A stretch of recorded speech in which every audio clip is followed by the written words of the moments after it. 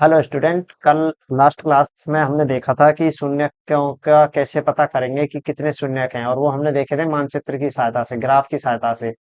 तो ग्राफ की सहायता से शून्यकों की संख्या संख्या ज्ञात करना हमने देख लिया था। तो संख्या कैसे देखते थे कि जब एक्स अक्ष को जितने बिंदुओं पे छूता है तो वो उतने उस बहुपद के क्या कहलाते थे, शून्यकों की संख्या होती थी। तो जैसे हमने उदाहरण भी दिए थे और आरा अच्छे से समझा भी था। इसमें एक था, इसमें दो जगह टच कर रहा था तो दो शून्य थे। इसमें एक था, इसमें तीन जगह टच कर रहे थे। तो इस प्रकार से हमने 2.1 कंप्लीट कर लिया था लास्ट क्लास तक। आज हम प्रश्नावली 2.2 के पहले उसके कैसे क्वेश्चन हल करते हैं, फिर उनके क्वेश्चन पे हम बात करेंगे कि कोई उसमें दो तरीके के क्वेश्चन आएंगे। तो आज हम हेडिंग डालते हैं किसी बहुपद के शून्यकों और गुणांकों में संबंध। तो लिखिए, इसमें इसमें लिखेंगे आज हम किसी किसी बहुपद के शून्यकों शून्यकों और गुणांकों में संबंध। गुणांकों में संबंध। तो आज हम क्या देखने वाले हैं कि बहुपद के शून्यक देखेंगे और गुणांक होंगे, उनमें क्या देखेंगे, संबंध देखेंगे। संबंध मतलब उन दोनों में आपस में कोई एक जुड़ाव होगा। तो उस जुड़ाव को हम कैसे देखते हैं। देखो, सबसे पहले हम देखेंगे रैखिक समीकरण की बात करते हैं, रैखिक बहुपद की। और रैखिक का हमने कल देख लिया था अधिकतर। रैखिक बहुपद फिर भी मैं एक बार और व्यवस्थित ढंग से करवा देते हैं। देखो, रैखिक बहुपद को हम कैसे लिखते हैं, पी एक्स बराबर ए एक्स प्लस बी लेते हैं। ये व्यापक रूप है ना इसका। क्या है, व्यापक रूप। क्यों है व्यापक रूप? क्योंकि इसमें बहुपद रैखिक है। इसका मतलब इसकी घात कितनी होगी बहुपद की, एक। एक घात का मतलब है एक्स की उच्चतम घात कितनी होगी, एक। तो यहाँ पे एक्स की क्या घात कितनी है, एक है। तो कैसा बहुपद है, रैखिक बहुपद है। रैखिक बहुपद में दो गुणांक होते हैं, एक तो एक्स का गुणांक और एक अचर पद। एक तो अपना था अचर पद था, और एक क्या है, ये एक्स का गुणांक। और इसके शून्यक हमने निकाले थे। अब बोलोगे सर शून्यक कैसे निकाले थे? लास्ट क्लास में हमने क्या किया था, पी एक्स बराबर जीरो किया था और पी के बराबर जीरो किया था और मान निकाले थे। तो देखो, अभी इसको नोट नहीं करना, ये मैं प्रैक्टिस के लिए बता रहा हूँ। मैं अगर इसको ऐसे कर देता हूँ, मैं कहता हूँ कि शून्य क्या है, उसका के है। तो एक्स की जगह क्या रख देंगे, के। एक्स की जगह हमने के रख दिया, और शून्य है तो ये मान किसके बराबर आना चाहिए, जीरो के। संभवतः जीरो, संभवतः क्या, तो बिल्कुल जीरो के ही बराबर आना चाहिए। तो यहां से मैं के का पक्षांतरण करके कितना आता है, माइनस बी बटे ए। और तो मैं बी को क्या लिख सकता हूँ, माइनस चिन्ह तो पहले से है। और मैं बी को क्या लिख सकता हूँ, अचर पद। बी क्या है यहाँ पे, अचर पद। तो ये अचर पद हो गया। और ए क्या है, एक्स का गुणांक। तो ये संबंध हमने पढ़ लिया था। तो यही आज हम लिखने वाले हैं। आज हम एक घात वाला रैखिक बहुपद और दो घात के द्विबहुपद के लिए लिखेंगे। तो इसमें हम क्या लिखते थे, शून्यक। शून्य क्या आया अपना, शून्यक आया अपना माइनस बी अपॉन ए। तो मैं लिख दूंगा माइनस बी बटे ए। और जो माइनस बी क्या है, माइनस चिन्ह तो अब बाहर आ गया। माइनस बी तो है अचर पद, बी अचर पद है। और ए क्या है, एक्स का गुणांक। अब इसी को मैं किस में लिखूंगा, अपने द्विघात बहुपद में।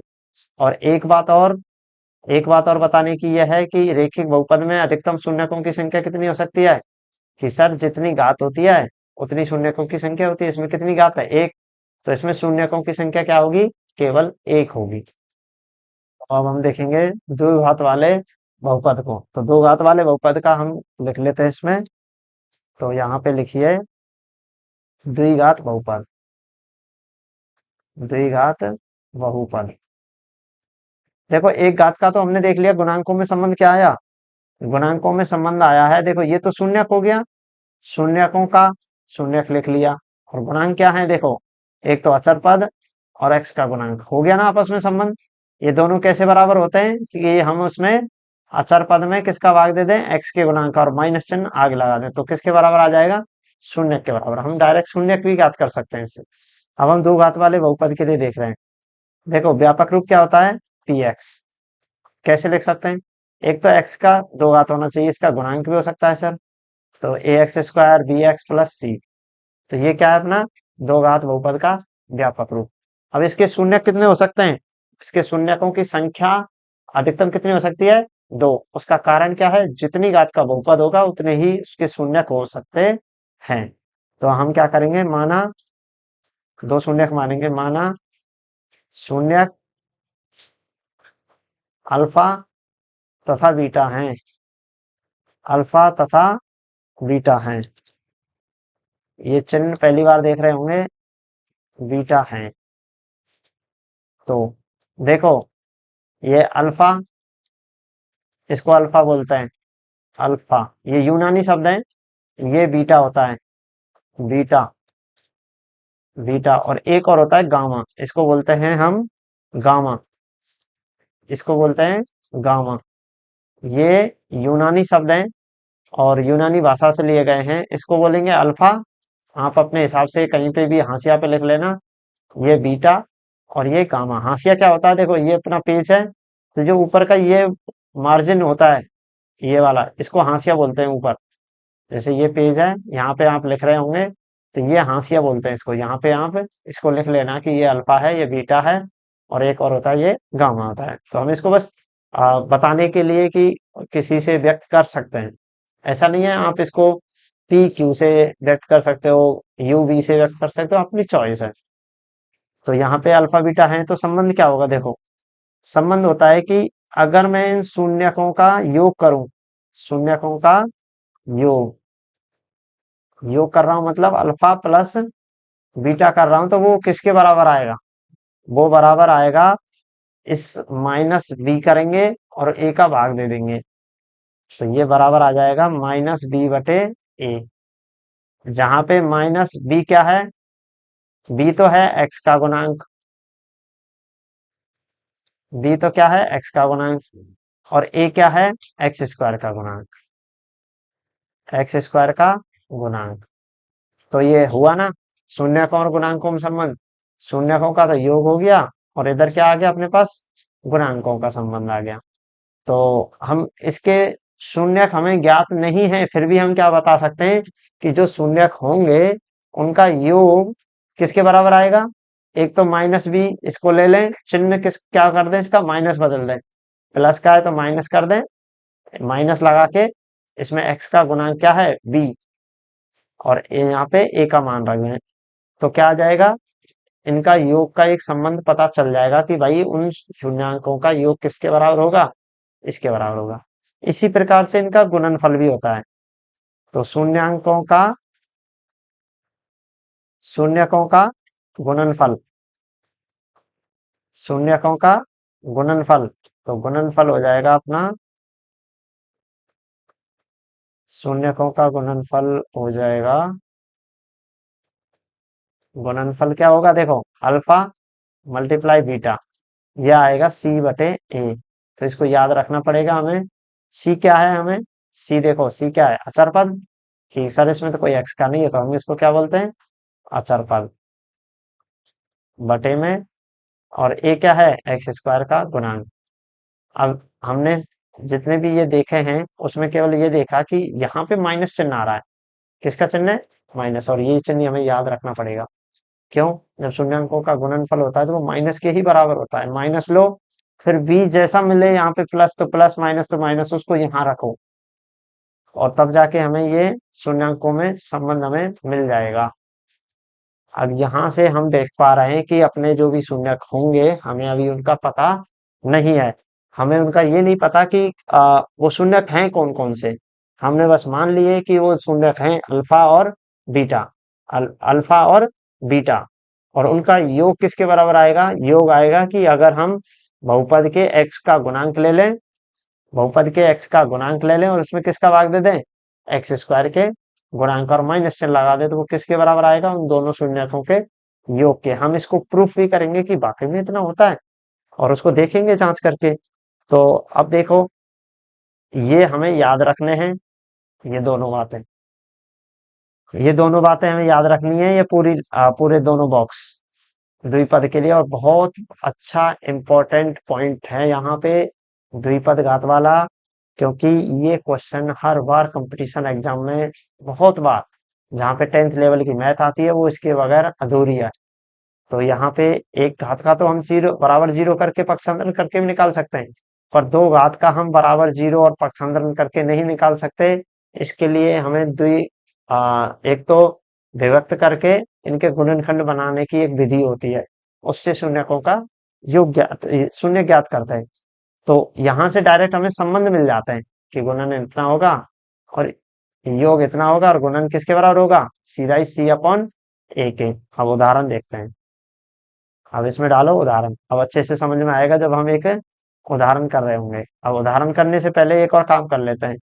हम क्या कर लेते हैं, हम शून्य कैसे ज्ञात करते हैं, शून्य ज्ञात करने का वो तरीका और देख लेते हैं। तो इसमें लिखो द्विघात बहुपद का, द्विघात बहुपद के शून्य ज्ञात करना, बहुपद के शून्य ज्ञात करना, बहुपद के शून्य ज्ञात करना। देखो हम एक उदाहरण लेके चलेंगे और उस उदाहरण को अच्छे से समझना है।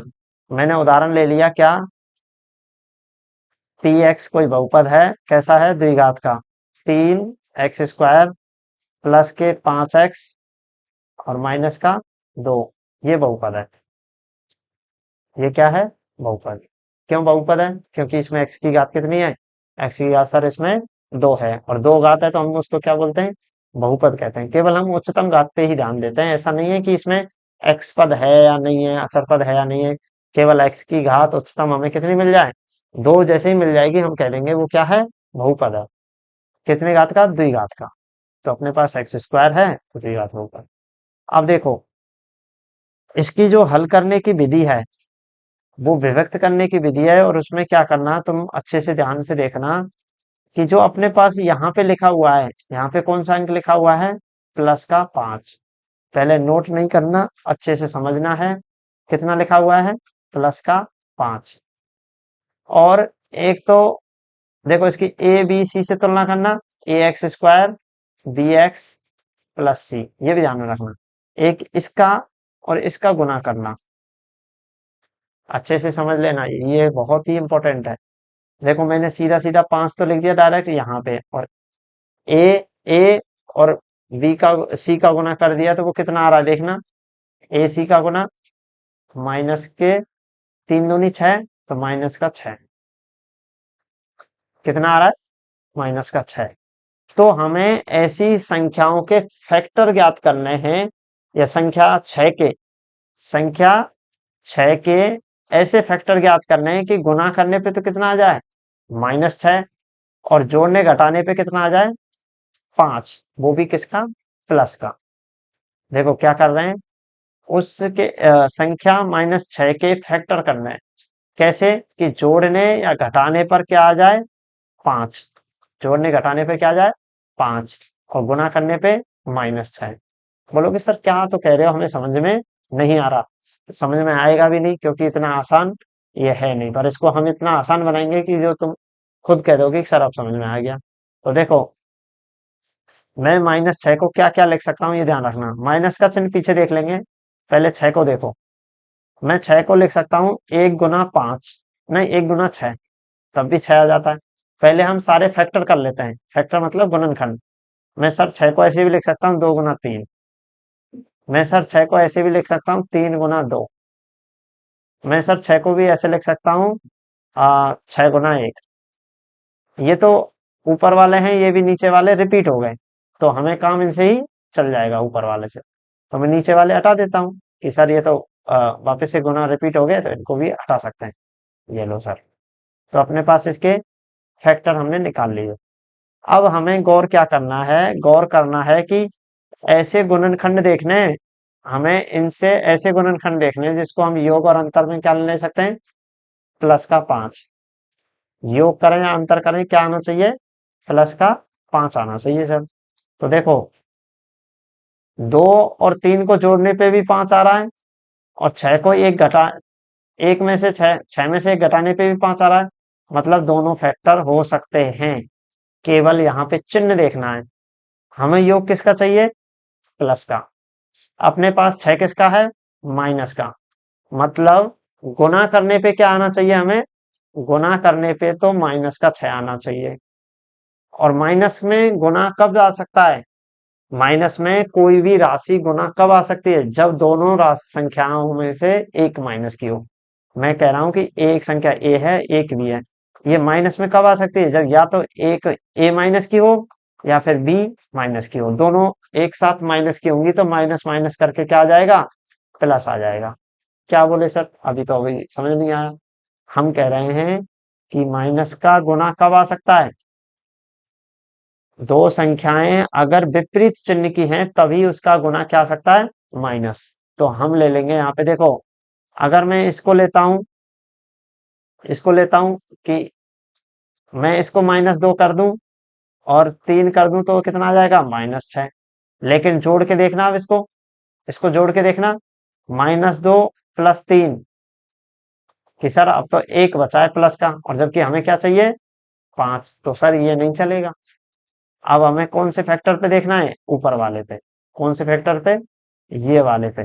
इसको देखो, इसमें क्या करना है, देखो 1 और 6, 1 और 6 गुना करने पे कितना आ रहा है, प्लस का 6, हमें किसका चाहिए, माइनस का। तो हम ऐसा करते हैं, इसमें एक माइनस का है, इसको क्या बना दें, एक प्लस का था इसको माइनस का बना दे, तो माइनस का 6 आ जाएगा। तो अपने गुणनखंड क्या आ गए, -1 और 6।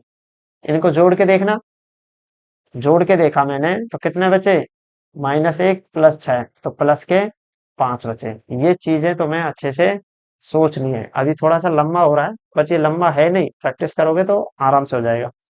तो कहने का मतलब यह है कि हमने ऐसे फैक्टर ढूंढे जिसके गुना करने पे कितने आ रहे हैं, गुना करने पे -6। तो वो हमें फैक्टर मिले, इसको आप वैसे भी सोच सकते हो, वो फैक्टर मिले हमें -1 और 6, -1 और 6। अब इस फैक्टर को हमें कहाँ लिखना है, ये दोनों फैक्टर जो हमें मिले हैं इनको लिखना है 5 की जगह पे। तो कैसे लिखेंगे, देखो 3x², माइनस का 1 है तो माइनस का 1x, और 6 प्लस का है तो 6, 5x, 6x, और माइनस का 2, एज इट इज जैसे पहले लिखा हुआ है ये वाला, वैसे की वैसे ये लिख देना है। अब इसको हल करके देखना, अब इसको सर हल करके देखना है। देखो अगर मैं इसको यहां से देखूं ना तो वही प्लस का 5x है, तो आपने कोई मिस्टेक नहीं की है। अब हमें क्या करना है, अब हमें देखना है कि इसमें कॉमन लेना है। क्या करना है, कॉमन, देखो इसमें इसमें कॉमन लेना है, इसमें इसमें कॉमन लेना है। यहां से x कॉमन आ रहा है पहले वाले में, तो यहां से बच गया 3x, माइनस का 1 बच गया। यहां से कितना कॉमन आ रहा है कि सर 6 और 2 में से 2 कॉमन आ रहा है, तो देखो x -1, यहां से क्या बच गया, x माइनस का 1। तो यहां से x-1 बचा हुआ है। क्या ये हमने सही कॉमन निकाला है, सही निकाला है क्या, देखो नहीं, इसमें से हमने क्या लिया, 2 कॉमन लिया था, इसमें से क्या लिया है, 2 कॉमन लिया है, तो यहाँ पे क्या बचेगा, 3x। तो हम इसको सही से लिख देते हैं, 2 कॉमन ले लिया और यहाँ पे बच गया 3x-1। तो अभी उतारे नहीं, इसको सही से करेंगे एक बार और। देखो अब 3x-1 यहाँ पे भी है, 3x-1 यहाँ पे भी है, तो हमारे पास 3x-1 एक और फैक्टर कॉमन आ गया। अब अपने पास क्या बच गया, यहाँ से तो x बच गया और यहाँ से 2 बच गया। तो इस प्रकार से हमें बहुपद के गुणनखंड क्या मिल गए, 3x-1 और x+2।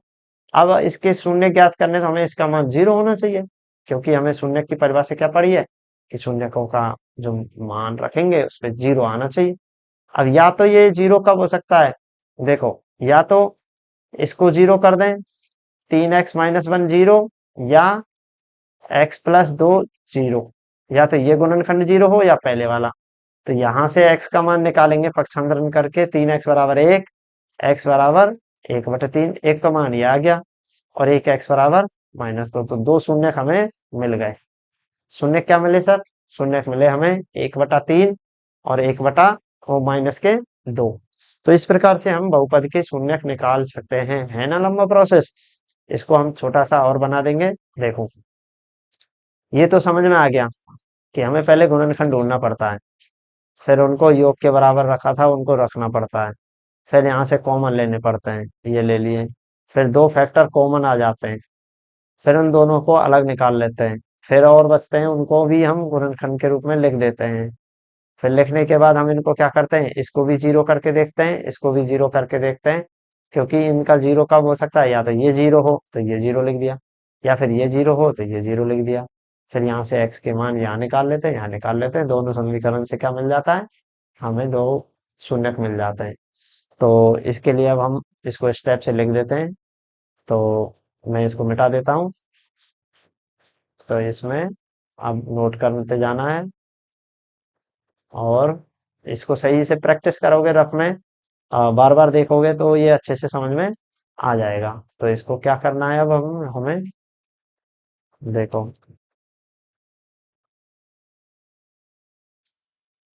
ओहो, ज्यादा मिटा दिया। -1 और 6 याद रखना, वो हम वापस से भी लिखने वाले हैं। तो देखो, अब क्या करेंगे, हम लिख देंगे इसको, यहाँ पे ऐसे लिख सकते हैं, इसको लिख देंगे 3x² अपने पास -1, 6, ध्यान रखना। तो हमने लिख दिया माइनस का x प्लस का 6x -2। क्यों, इनका गुना क्या आ रहा था, -1 गुना 6 क्या आ रहा था, -6, और -6 क्या था अपने पास, 3 का, और 2 का गुना क्या था, -6। इसलिए हमें क्या चाहिए थे, -6 वाले।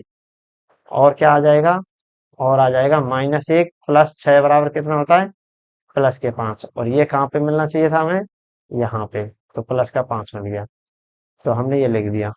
अब इन दोनों में कॉमन कितना आ रहा है, इनमें आ रहा है x, तो यहाँ से बच गया 3x - 1। अब इन दोनों में कॉमन प्लस का 2 आ रहा है सर, 3 दूनी 6, दो, 2 तिया 6, तो 6 3 आ गया, 3x - 1। तो यहाँ से अब कॉमन का आ जाएगा, अब आ जाएगा अपने पास 3x - 1 और 3x - 1। तो इसमें 3x - 1 कॉमन आ गया, और यहाँ से बच गया x, और इधर से 2। ये px के क्या आ गए, गुणनखंड। अब शून्य चाहिए तो हमें क्या करना पड़ेगा, इसको जीरो के बराबर। अब यहाँ पे 3x - 1 बराबर जीरो, या x+2 बराबर जीरो। तो यहाँ से 3x बराबर 1 और x बराबर 1/3। इधर देखा जाए तो x बराबर -2। तो या तो शून्य क्या हो गया, या तो शून्य हो गया अपने पास -2, या फिर शून्य हो गया 1/3। तो इस प्रकार से हम क्या ज्ञात कर लेंगे, शून्य ज्ञात कर लेंगे। इसका एक सीधा सीधा फॉर्मूला होता है, श्री धराचार्य, वो प्रश्नावली 3 में आएगा, श्री धराचार्य, उससे हम डायरेक्ट निकाल सकते हैं कि इनके मान कितने कितने आएंगे।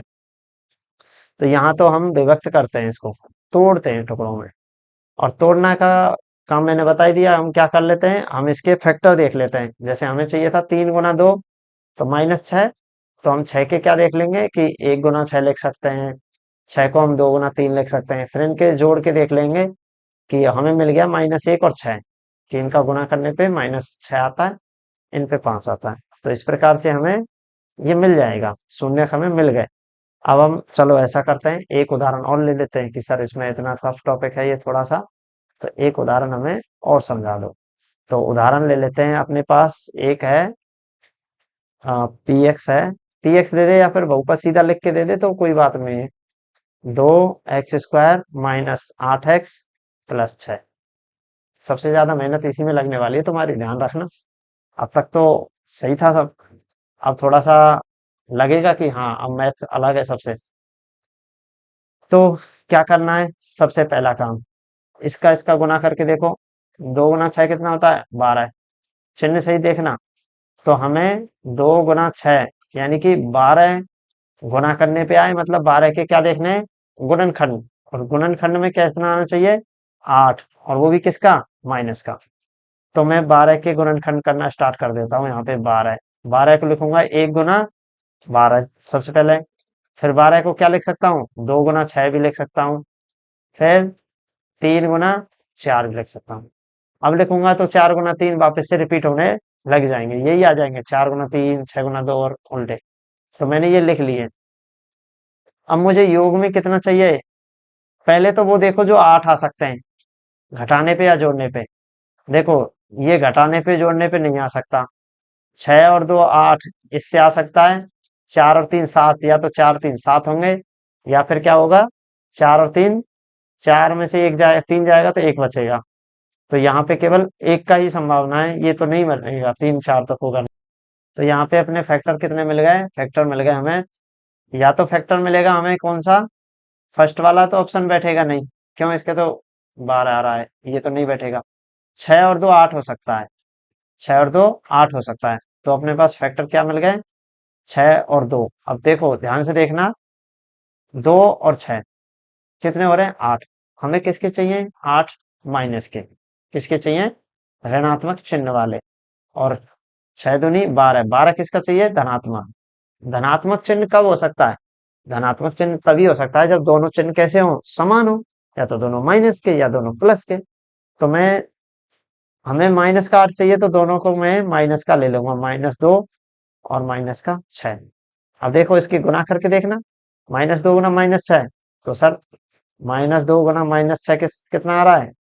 कि सर 12 आ रहा है प्लस का ही। और जोड़ के देखना, -6 माइनस -2 -6 -8 हो गया काम। तो मैं इसको लिख दूंगा 2x² माइनस के 2x माइनस के 6x प्लस का 6। x क्यों लिखा? क्योंकि हम किसकी जगह लिख रहे हैं इसको? 8 की जगह, x की जगह। तो 6x, 2x और 6x। तो यहाँ पे मैं इसमें से फर्स्ट इसमें से कॉमन लूंगा, तो 2x आ गया, x-1 बच गया। यहाँ से 6 कॉमन आ गया, x-1 बच गया। अब ये x-1 इधर से भी कॉमन आ गया। तो अब बच गया 2x-6। और ये प्रैक्टिस करोगे तभी हमें अच्छे से समझ में आएगा। शून्य चाहिए तो हम इसको 0 लिख सकते हैं। एक बार तो x-1 0 होगा, या 2x-6 0 होगा। तो यहाँ से तो x बराबर 1 आ जाएगा, और यहाँ से 2x-6 0 है। तो इसको मैं लिख सकता हूँ 2x बराबर 6 और x बराबर 3। ये 3 आ गया और एक 1 आ गया। तो इस प्रकार से हमने क्या देख लिया? शून्यांकों के आ, मान देख लिए कि शून्यांक कैसे निकाले जाते हैं। तो शून्यांक निकाले जाते हैं। अब एक और बात बताओ मुझे, ये शून्यांक है तो इसको कैसे प्रूफ करेंगे कि ये शून्यांक है? कि सर स्टार्टिंग में आपने बताया था जो भी शून्यांक होता है कि के शून्यांक है तो हम x की जगह क्या रख देते हैं? के। और मान कितना आ जाना चाहिए? 0। क्या चेक करें? चेक करके देखें। देखो ये चेक कर रहा हूं मैं। अपने पास x बराबर 1 क्या है? शून्यक। तो हम क्या करेंगे? P1 निकालेंगे। P1 का मतलब x की जगह क्या रख दें? 1 तो रखो। 2। अब यहाँ पे देखो, यहाँ पे x की जगह क्या रखना है? 1 रखना है। तो 2, 1 का स्क्वायर -8 मल्टीप्लाई 1 प्लस 6। यहाँ से 2 -8 प्लस 6। 2 और 6 8 हो गया प्लस का, माइनस का 8। तो अपने पास क्या मिल गया? अपने पास डायरेक्ट मिल गया ये 8 -8 0 मिला शून्य। इसलिए हम कह सकते हैं कि एक क्या है? शून्य। और तुम ट्राई करना रफ में x बराबर 3 रख के, तब भी शून्य मिल जाएगा। तो इसका मतलब ये क्या है? शून्य है। तो ये वाला पोर्शन नहीं उतारना है। ये वाला पोर्शन, ये वाला पोर्शन मैंने समझाने के लिए लिखा है, यहाँ से इधर का, यहाँ आपके रफ वर्क के लिए है। और इससे इधर इधर का उतार सकते हो। और इसमें इसमें ये लाइन है, इनको और रहने देना। ये वाली लाइन, ये वाली, ये वाली, बाकी तो हो गया। तो इस प्रकार से हमने क्या निकाल लिए? शून्य ज्ञात कर लिए। अब एक और बात बताओ, हम जांच करके देखें क्या? हम जांच करके देखें कि इनके गुणांकों में ये संबंध आए कि नहीं आए। कि सर आपने पढ़ाए, ये वाले संबंध कब बताओगे? ये वाले संबंध, शून्यकों का योग कितने के बराबर होता है? -x का गुणांक बटे x² का गुणांक। करके दिखाओ एक बार। तो देखो इसको भी समझा रहे हैं। कैसे? देखो अपने पास शून्य क्या आ गए? 1 और 3। तो अपने पास अल्फा 1 आ गया, और बीटा कितना आ गया? बीटा आ गया अपने पास 3, तो दो शून्यक लिख लिए। अब इनका योग देखना, अल्फा प्लस बीटा का कितना आ रहा है, 1 + 3 आएगा सर, 4 आ गया। कितना आ गया, 4 आ गया। तो मैंने अल्फा प्लस बीटा तो निकाल लिया, ये निकाल लिया। अब मुझे ये निकाल के दिखाना, ये वाला मान -b/a, या फिर मैं कह दूं x का गुणांक बटे x² गुणांक और माइनस चिन्ह बाहर। निकाल के दिखाओ, देखो मैं यहां से निकालता हूं,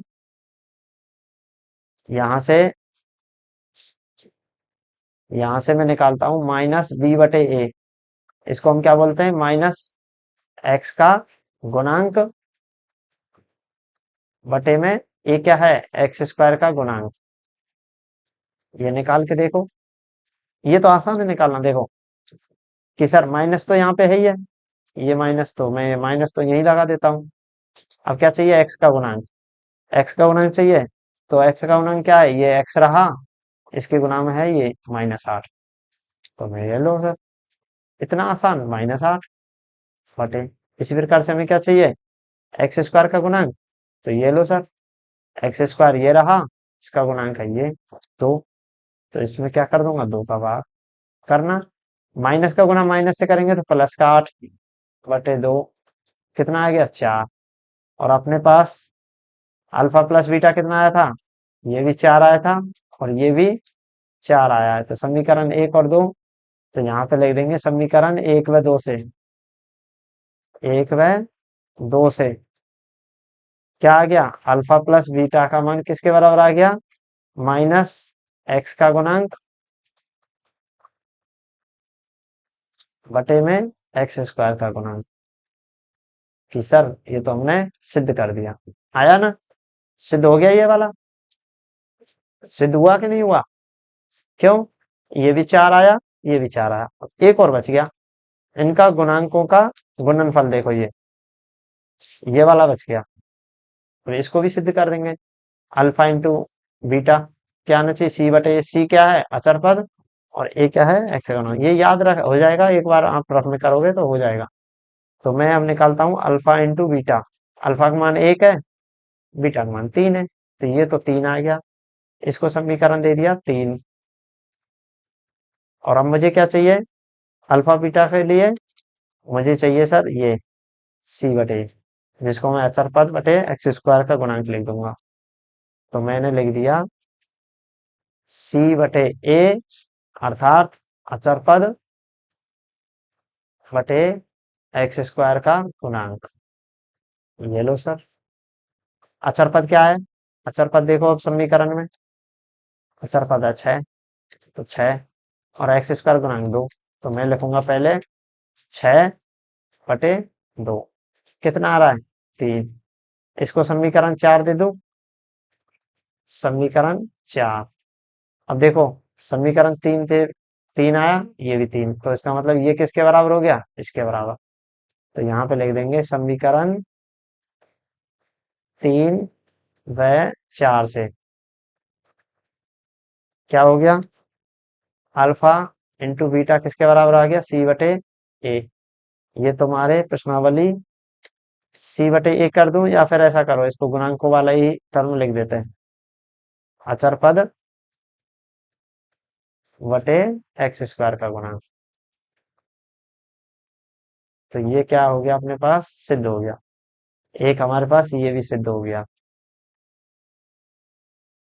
तो इस प्रकार से हमने जांच कर ली, ये क्वेश्चन नंबर 1 है आपका, प्रश्नावली 2.2 का पहला क्वेश्चन इसी तरीके का है, मैंने एक उदाहरण करवा दिया है आपकी बुक का। तो ये थोड़ा सा इसको एक बार और देख लेते हैं, क्योंकि थोड़ा सा चुटकी भर एक टफ हो गया है। हमने देखा रैखिक बहुपद को ऐसे लिख सकते हैं, शून्य निकालते हैं तो इसको बराबर 0 करेंगे तो k का मान यहाँ पे आता है -b/a। इसको हम अचर पद और x का गुणांक लिख देते हैं, क्योंकि ये अचर पद है और a क्या है, a है इसमें x का गुणांक।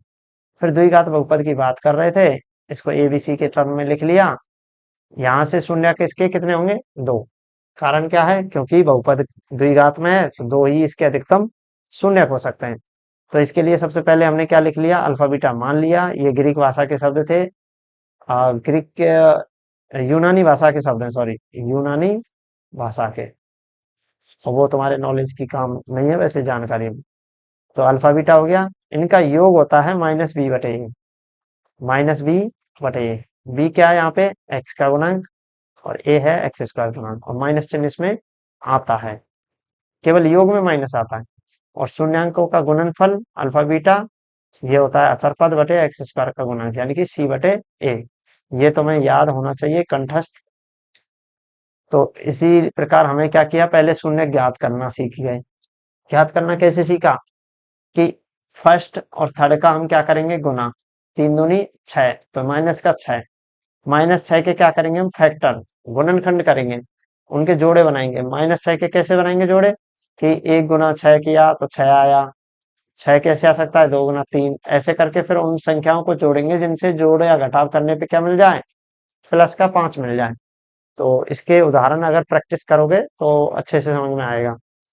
तो ये किया, ऐसे हमारे पास मिल गए -1 और 5, 6, इनको गुना किया तो माइनस का 6 आ रहा है, -6, और इनको जोड़ने पे +5।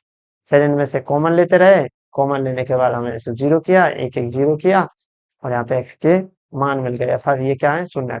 एक उदाहरण और लिया ऐसे ही, इसमें मिले थे हमें दो, -2 और -6, यहाँ पे मान रख के हल करके, हाँ इसकी जांच कर सकते हैं कि ये शून्य है या नहीं है। शून्य होने की जांच कैसे कर सकते हैं, हम इसको ना, अगर एग्जाम में आ जाए, हमें पता नहीं है कि गलत है सही है, तो हम इसमें मान रख देना एक्स की जगह।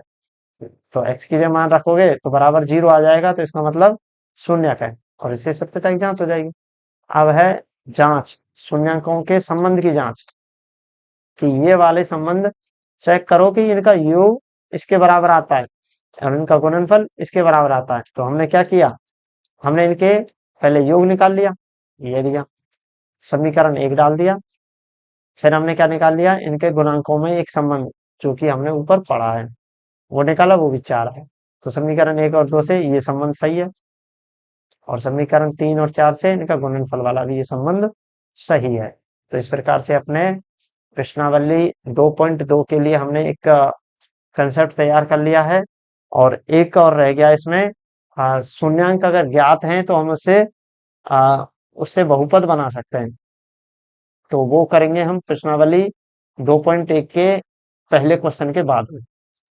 तो अभी हम अपना प्रश्नावली 2.1 का क्वेश्चन लेके आ रहे हैं। तो इसमें ये आ रही तुम्हारी 2.2 प्रश्नावली। कौन सी प्रश्नावली, 2.2। आज इसका फर्स्ट क्वेश्चन करेंगे, कल इसका सेकंड कर लेंगे, कल छोटा सा क्वेश्चन है। तो सबसे पहले हम क्या कर रहे हैं, x² - 2x - 8। तो शुरू करते हैं, पहले क्वेश्चन पढ़ो, शून्य ज्ञात कीजिए। क्या ज्ञात करना है, शून्य, और शून्य और गुणांकों में बीच में क्या करना है, संबंध की सत्यता की जांच करनी है। तो करें, मैं आज इसमें कराऊंगा पहला और पांचवा, पहला, चौथा और पांचवा, बाकी क्या आप कर लेना।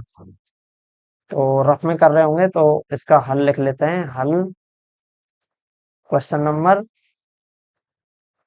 फर्स्ट, इसका पहला। तो यहाँ पे क्या दे रखा है, पी एक्स अपने पास दे रखा है x² - 2x -8। तो पहले क्या ज्ञात करने हैं, शून्य। तो पहले क्या ज्ञात करने हैं, शून्य ज्ञात करने। तो शून्य के लिए हम क्या करें, सबसे पहले सबसे पहले इसका और इसका गुना करते हैं। यहाँ पे 1 है तो -8, तो हमें मिल गया -8। तो इसके हम फैक्टर देखते हैं। तो 8 को कैसे लिखते हैं, 8 को लिख सकते हैं 1 गुना 8, 8 को लिख सकते हैं 2 गुना 4, और भी लिख सकते हैं क्या, 8 को लिख सकते हैं 4 गुना 2। तो वही बात होगी ऊपर वाली। तो ये, अब हमें क्या चाहिए, -2, गुना करवे पे माइनस का है। तो देखो, ना तो इसको जोड़ के करके ये 2 बचेगा, ये बच सकता है, ये बच सकता है, तो ये तो एक जैसे ही फैक्टर है, तो नीचे वाला हटा देते हैं, ये हटा दिया। तो देखो हमें चाहिए -8, तो हमें एक राशि को क्या बनाना है, माइनस का। तो ज्यादा वाली राशि बनानी है, क्योंकि हमें किसका भी योग चाहिए, माइनस में। तो मैं यहाँ पे माइनस का 2 तो धनात्मक ले लेता हूँ, -4। अब इनका गुणा करके देखना, गुणा करके -8 आ रहा है, आ रहा है। और योग करके देखना, 2 - 4, इनका योग कैसे करना है, योग करना है, योग कैसे करना है देखो, एक बार ये समझ गए ना, 2 प्लस का -4, तो 2 - 4 तो माइनस का 2, और हमें यही क्या चाहिए था यहाँ पे, तो इसलिए ये लिख दिया। तो इसको लिख देंगे x², अपने पास दो फैक्टर हैं, एक तो प्लस का 2x माइनस का 4x माइनस का 8, यहाँ से x कॉमन आ गया पहले दो में से, तो x प्लस 2 बच गया, यहाँ से माइनस का 4 कॉमन आ गया, x प्लस 2 बच गया। अब x प्लस 2 दोनों में कॉमन है, x प्लस 2, यहाँ पे x माइनस 4 बच गया। ये कॉमन लेना आपने 9th क्लास में सीखा होगा, और नहीं सीखा तो इसको घर पे प्रैक्टिस करके देखना, आ जाएगा px। अब देखो, या तो ये 0 हो सकता है, x प्लस 2 0, या x माइनस 4 0 हो सकता है, तो इसका मतलब x बराबर -2 बच गया, और यहाँ पे x बराबर 4, तो दोनों अपने क्या आ गए, शून्य आ गए। अब हमें क्या करनी है, इसकी जांच। जांच क्या करनी है, शून्यकों के, जांच क्या करनी है, शून्यकों और उनके गुणांकों के बीच संबंध की। तो संबंध तो हमें पता ही है, संबंध क्या है, अल्फा प्लस बीटा क्या होता है, -b/a। तो सबसे पहले क्या कर लेते हैं, अल्फा प्लस बीटा ज्ञात कर लेते हैं। तो अल्फा प्लस बीटा ज्ञात कर लें, तो अल्फा क्या है अपने पास, चलो ये लिख लेते हैं। अल्फा तो आ गया अपने पास -2, और बीटा आ गया अपने पास 4। तो यहाँ से अल्फा प्लस बीटा, -2 प्लस का 4, तो प्लस का 2, इसको समीकरण 1 दे देते हैं, इसको समीकरण 1 दे देते हैं। और हमें क्या चाहिए इसके बाद, माइनस का b/a, यानी कि माइनस अचर गुणांक ना, x का गुणांक, x का गुणांक बटे में x² का गुणांक। तो माइनस x का गुणांक क्या है देखो, x का गुणांक है अपने पास माइनस का 2, यहाँ देखो ये x रहा, इसका गुणांक है -2, तो -2 अंदर लिख दिया, और x² का गुणांक क्या है यहाँ पे, x² गुणांक 1 है, तो यहाँ पे माइनस माइनस प्लस का 2, तो 2 आ गया, और ये समीकरण नंबर 2। समीकरण 1 और 2 से क्या हो जाएगा, इसको ऐसे बराबर लगा देना, समीकरण 1 व 2 से अल्फा प्लस बीटा किसके बराबर आ गया, -x का गुणांक बटे में x² का गुणांक। ध्यान देना, इसमें दोनों में x² का गुणांक का तो भाग ही है, तो ये सत्य हो गया सिद्ध। अब क्या सिद्ध करना है, एक और सिद्ध करना है सर, कि अल्फा मल्टीप्लाई बीटा कितना है, अल्फा का मान -2 है, 4 से गुना करना है, तो -8, और ये किसके बराबर होता है, c/a, यानी कि अचर पद बटे में x² का गुणांक। तो अचर पद कितना है, अचर पद है सर इसमें -8, तो मैं इसमें लिख दूंगा -8, और x² का गुणांक पहले भी लिखा था कितना है, 1, तो ये आ गया -8। इसको समीकरण नंबर 3, और इसको समीकरण नंबर 4। समीकरण 3 और 4 से क्या है, समान आ रहे हैं, 3 व 4 से, जब ये दोनों समान है पीछे के ये मान, तो ये दोनों आपस में कैसे होंगे, बराबर। तो ये अल्फा इंटू बीटा अचर पद बटे x² का गुणांक। तो इसको सिद्ध कर सकते हो ऐसे, इसको सिद्ध कर सकते हैं। तो इस प्रकार से ये क्वेश्चन होंगे सारे। आप इसके क्वेश्चन नंबर 1 कर सकते हो, एक मैंने करवा दिया, 2 होमवर्क में है, 3 होमवर्क में है, छठा होमवर्क में है। तो मैं इसके क्वेश्चन नंबर 4 ये वाला, और क्वेश्चन नंबर 5 और करवा रहा हूँ। क्वेश्चन नंबर 1 मैं करवा दूंगा, नहीं, मैं इसको रेड पेन से आपके होमवर्क में लिख देता हूँ, ये ध्यान रखना, ये होमवर्क में है, ये होमवर्क में, ये होमवर्क में, और क्वेश्चन 1, 4 और 5 में करवा दूंगा। तो अभी क्वेश्चन नंबर 4 देखते हैं, ये हो गया क्वेश्चन, जांच हो गई, सत्य सिद्ध हो गए। तो क्वेश्चन नंबर 4, क्वेश्चन नंबर 4 क्या कह रहा है? इसमें है 4u² plus 8u। 4u² plus 8u। तो अपने पास पी यू में दे रखा है, तो 4u² प्लस के 8u।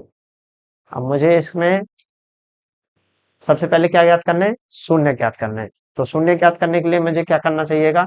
सबसे पहले मुझे इसको आ, अचर पद एक्स u² यू और अचर पद के रूप में लिख लेते हैं। क्या मैं इसको ऐसे लिख लूं? 4u² प्लस के 8u, अचर पद नहीं है तो उसकी जगह 0 लिख लूं, कि सर लिख सकते हैं। तो इसका और इसका गुना करने पे कितना मान आ रहा है? 0। हम ऐसे ही तो करते थे। तो हम इसको कैसे लिख सकते हैं? 4u² प्लस के 8u प्लस में 0 लिख दिया। अब यहाँ पे देखो, अगर मैं इसको 0 करके गुणनखंड बनाता हूं तो 0 आता है। 0 के गुणनखंड हम नहीं बना सकते, गुणनखंड नहीं बना सकते। क्यों? 4 का और 0 का गुणा करने पे क्या आ रहा है? 0 आ रहा है। तो हम इसको ऐसे नहीं करेंगे, ये और भी आसान हो जाएगा। देखो, इसको हटा के हम क्या करें, यहीं से अपना काम आसान हो गया, यहीं से इसमें कॉमन ले लेते हैं। तो इसमें क्या कॉमन आ जाएगा? 4u। यहां से बचेगा u और यहां से क्या बचेगा? 4 का भाग देंगे इसमें तो 2 बच जाएगा।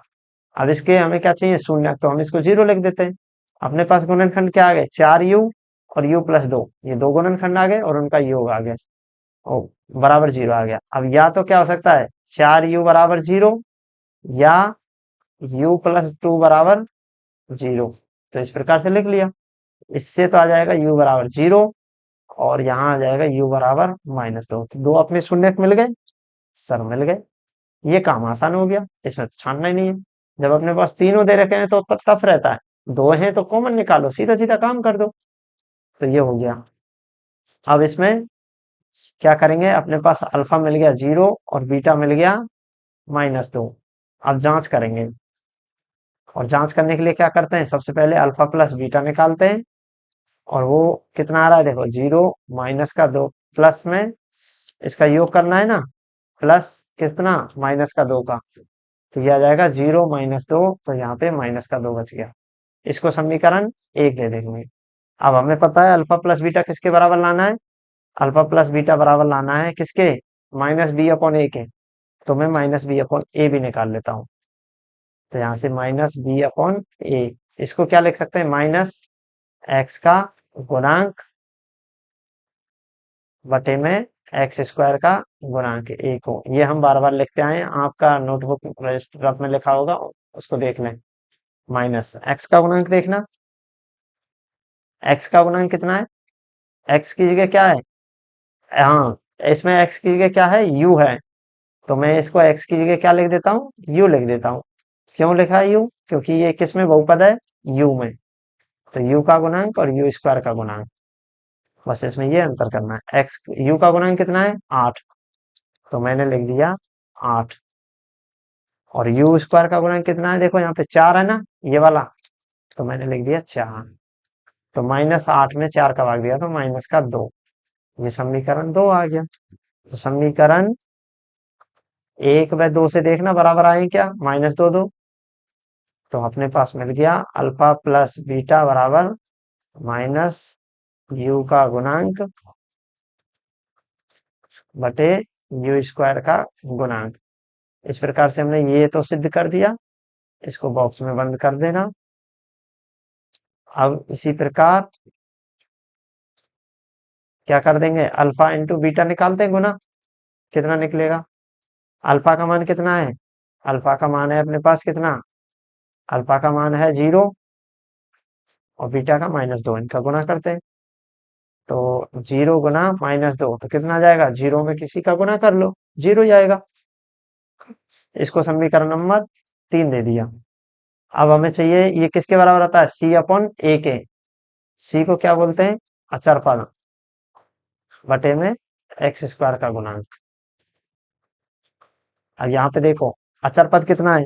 अचर पद तो सर इसमें है ही नहीं है, अचर पद तो इसमें है ही नहीं। वो कितना मान सकते हैं? 0। तो अचर पद की जगह क्या लिख देंगे? 0।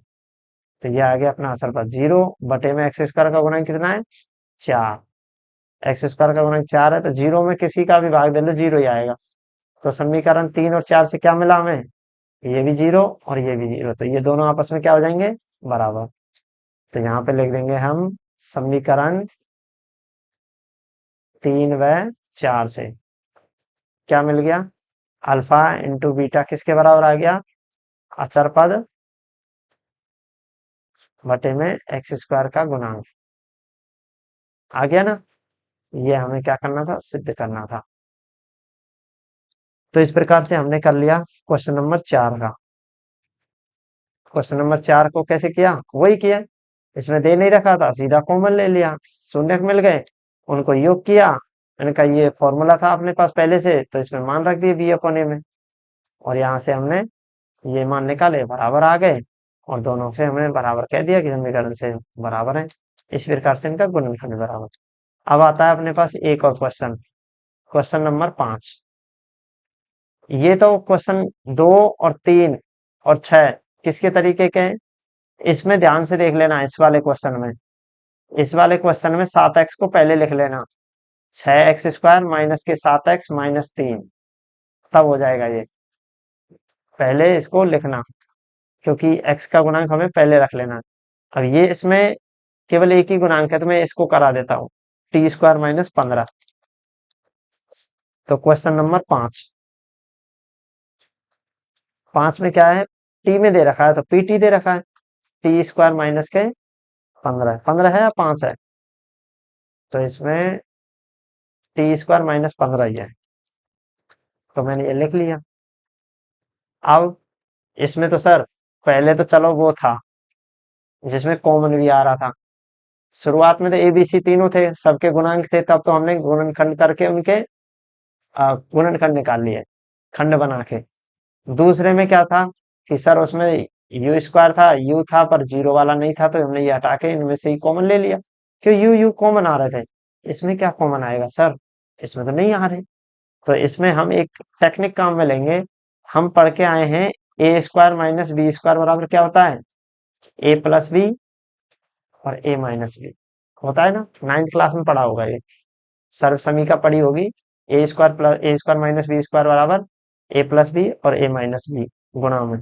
तो यहाँ से हम डायरेक्ट क्या निकाल सकते हैं, इनके गुणनखंड, डायरेक्ट गुणा में निकल गए, ये गुणनखंड आ गए। अब इसमें देखना ए स्क्वायर, तो यहाँ पे टी स्क्वायर हो रहा है, पर इसका स्क्वायर नहीं हो रहा, तो इसको स्क्वायर बनाएंगे तो कैसे करेंगे, टी स्क्वायर, इसका स्क्वायर ऐसे बन सकता है कि मैं पहले इसको रूट के अंदर लिख दूं, और स्क्वायर की सर बन गया, क्योंकि रूट का स्क्वायर करेंगे तो क्या आ जाएगा अपने पास, रूट का स्क्वायर करेंगे तो अपने पास वही आ जाएगा 15, तो इसको मैं ऐसे लिख सकता हूँ।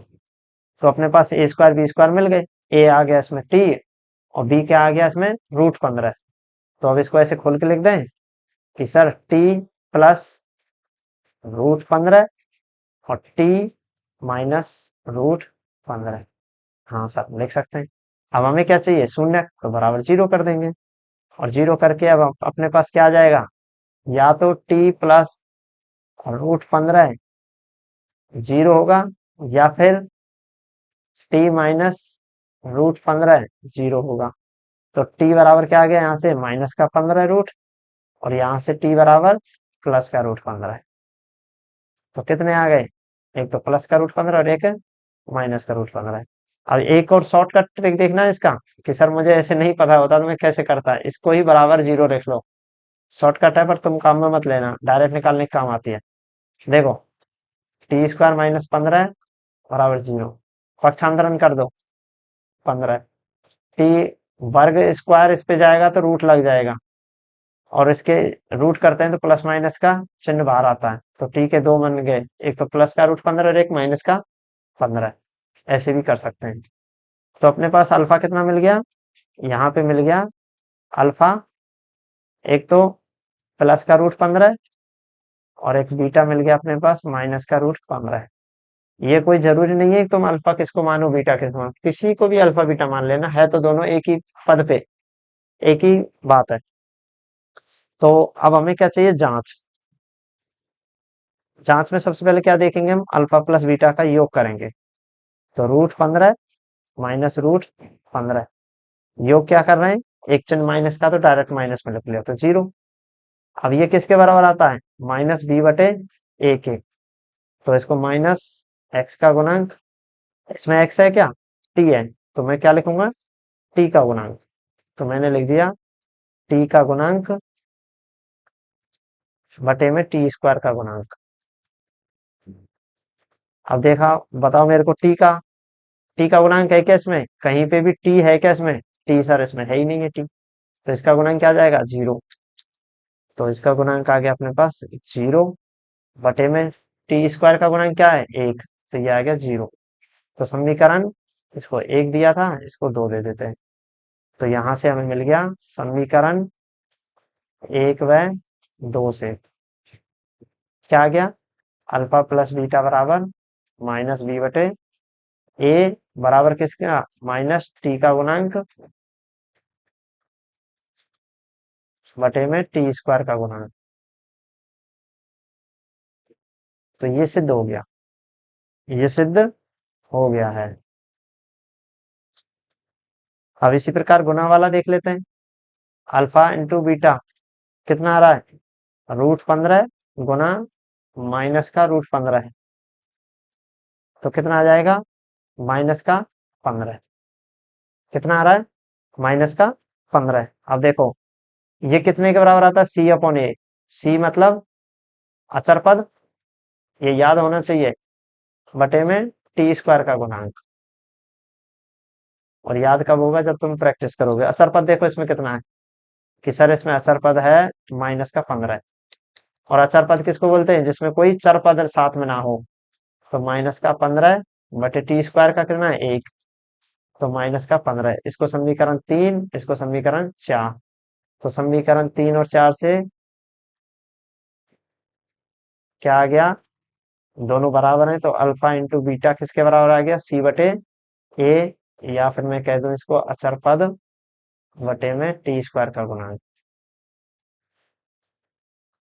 तो यहां से ये वाला मान हमें मिल गया। तो इस प्रकार से हमने ये सिद्ध कर दिए। क्वेश्चन नंबर 5 करवा दिया है, इसको अच्छे से प्रैक्टिस करना। क्वेश्चन एक की तरह से दो होंगे, दो की तरह से 3, और ये भी।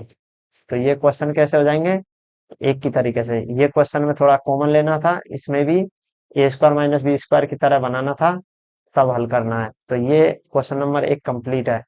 इसी के आधार पे उदाहरण जो भी मिलते हैं तुम्हें बुक में, वो हल कर लेना, उनके आंसर बुक में भी दे रखे हैं। और कोई दिक्कत आए तो हमें बता देना। और कल हम क्या करेंगे, द्विघात बहुपद ज्ञात करेंगे, या फिर आज ही ज्ञात कर लेते हैं। चलो तो ऐसा करते हैं, द्विघात बहुपद भी हम कर लेते हैं। तो द्विघात बहुपद ज्ञात कैसे किए जाते हैं, उसके लिए एक सूत्र काम में लेंगे, और ये भी हल हो जाएगा। तो इसमें हेडिंग डालो आज, द्विघात बहुपद ज्ञात करना।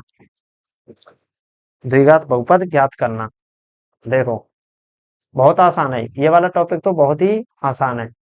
बहुपद ज्ञात करना, द्विघात बहुपद ज्ञात करना। पहले रफ में उतारना, सारे नोट्स जैसे वीडियो में से उतार रहे हो, फिर उसको चैप्टर वाइज कहाँ पे उतार लेना, फेयर में। तो द्विघात बहुपद ज्ञात करना, तो द्विघात बहुपद कैसे लिखते हैं अपन, सिंपल है, पी एक्स बराबर हम लिखते हैं ax² प्लस के bx प्लस का c। अब इसके क्या है, शून्य दिए होंगे, या तो शून्य देगा, या शून्यकों का योग देगा, या शून्यकों का गुणनफल, कुछ ना कुछ तो देगा। तो इसके शून्य हम मान लेते हैं, माना अल्फा तथा बीटा शून्यक है, शून्यक है। तो बहुपद को कैसे लिख सकते हैं, तो बहुपद, तो बहुपद, तो अरे, तो अपने पास क्या मिलेगा, बहुपद निम्न होगा, बहुपद निम्न होगा। कैसे होगा, पी एक्स बराबर हम लिखेंगे उसको x² minus alpha plus beta, x plus alpha beta. ये बहुपद हमें मिलेगा। क्या किया है मैंने कि एक्स स्क्वायर लिखेंगे, माइनस चिन्ह लगाएंगे खुद से, और अल्फा प्लस बीटा को कहाँ लिखेंगे, यहाँ। शून्यकों का योग तो आएगा यहाँ, और शून्यकों का गुणनफल आएगा यहाँ। चाहे तो मैं इसको ऐसे भी लिख सकता हूँ, या इसको लिख सकता हूँ पी एक्स बराबर एक्स स्क्वायर माइनस शून्यकों का गुणनफल, ना शून्यकों का योग, शून्यकों का शून्यकों का योग। इसको मैं शून्यकों का योग, और गुणा में क्या लिखूंगा, एक्स। ध्यान रखना एक्स जरूर आएगा, क्योंकि एक्स की घात कैसे है, पहले दो है, फिर एक है, फिर अचर पद है, और अचर पद क्या आएगा प्लस में। शून्यकों का गुणनफल, शून्यकों का गुणनफल। तो ये क्या आ जाएगा अपने पास, बहुपद मिल जाएगा। तो ये भी बहुपद, ऊपर वाला भी सेम है। अब हम इसके उदाहरण कराएंगे, ऐसे कौन सी दिक्कत है, ये वाला। तो इस प्रकार से हमारे पास क्या मिल गया, शून्यकों का बहुपद, और हमारे पास क्या मिल गया, बहुपद ज्ञात करने का एक तरीका मिल गया। कैसे मिल गया, इसमें सबसे पहले हम क्या करते हैं, सबसे पहले हम इसमें क्या करेंगे, सबसे पहले हम शून्य को अल्फा और बीटा हैं, जो अपने पास अल्फा और बीटा हैं, उनसे क्या कर लेंगे, उनसे योग और गुणा के रूप में एक समीकरण है, इसमें रख देंगे मान, तो हमें बहुपद मिल जाएगा। और कोई नीचे संख्या आती है, जैसे 1/4 आ जाए, इसमें 1/4 आ जाए, तो उस 4 का इसमें गुना कर देंगे। वो हम उदाहरण से समझाएंगे कैसे करेंगे। तो इसके लिए सबसे पहले हम अपने क्वेश्चन लेके आ जाते हैं, और क्वेश्चन लाने के लिए हम क्वेश्चन लाते हैं यहाँ पे, ये रहे। तो इसमें क्वेश्चन देख रहे हैं अब हम, ये फर्स्ट वाला, ये वाला क्वेश्चन नंबर फर्स्ट। देखो, इसमें क्या करना है, द्विघात बहुपद ज्ञात कीजिए। हमने ज्ञात करने का तरीका पता है, जिसमें क्या दे रखा है, शून्यकों का योग और गुणनफल क्रम से दी हुई है। योग भी दे रखा है, योग कितना दे रखा है, योग दे रखा है 1/4, और इसमें दूसरा क्या दे रखा है, शून्यकों का गुणनफल दे रखा है।